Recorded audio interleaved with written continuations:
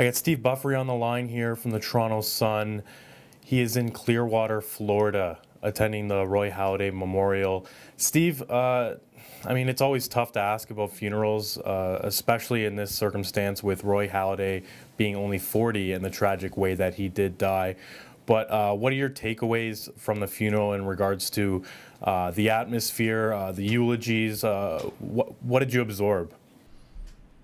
Well, you know, what I learned more than anything, John, was that, you know, away from the mound, and we had heard stories like this, but I hadn't heard a lot of anecdotes, but away from the mound, just how much Roy Halladay was, you know, just a genuinely fun person, a very caring person, a really funny dude who did a lot of, you know, funny things, which, you know, beat guys like myself didn't see a ton of during his time with the Jays because he was so dedicated, so businesslike, and nobody prepared for games and between games like he did. And, you know, when he played for the Jays, you know, God forbid you bother him when he's getting ready for a start or, you know, getting ready for one of his workouts. So, you know, what we heard between tears and laughs and everything else is just how much, just as an everyday bloke, Doc Halladay was. And, you know, pretty well every speaker broke up, including, like, I think one of the most touching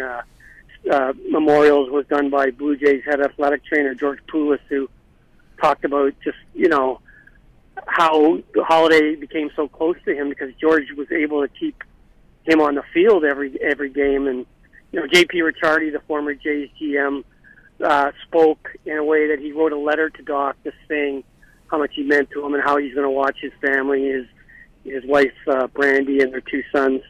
And that was pretty profound. So, you know, all in all, it was one of these deals where it was very solemn and sad. On the other hand, there was lots of funny stories and a lot of just shows you how important he was because there's so many baseball people from around the major leagues here.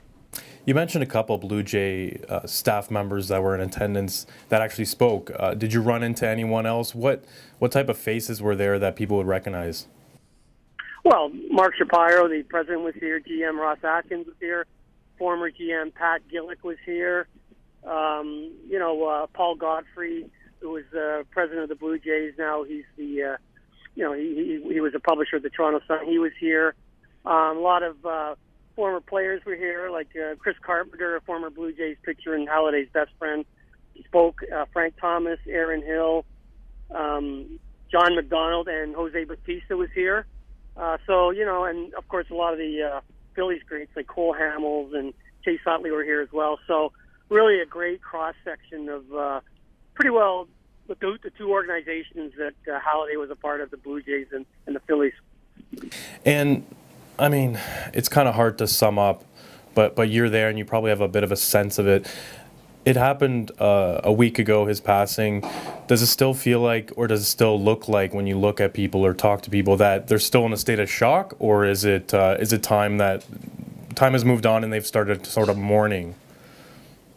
Yeah, because it's only been a week, John, it's still surreal in a lot of ways. It's like, you know, you look at his pictures on the mound in his Jays and his Phillies uniforms, and it's just like, you're thinking like, you know, just over a week ago today, he was still alive and vibrant. It's one of these deals where he was so young, 40, and he died suddenly. You know, he wasn't somebody who died, you know, fighting a disease for a long time. So that kind of makes it more of a shock, and I think there's still a sense that a lot of people just can't seem to believe it because, again, it was less than a week ago, or more than a week ago, he was here. So, yeah, it does. I think surreal is the you know, is the sort of the atmosphere sort of point that I pick up here.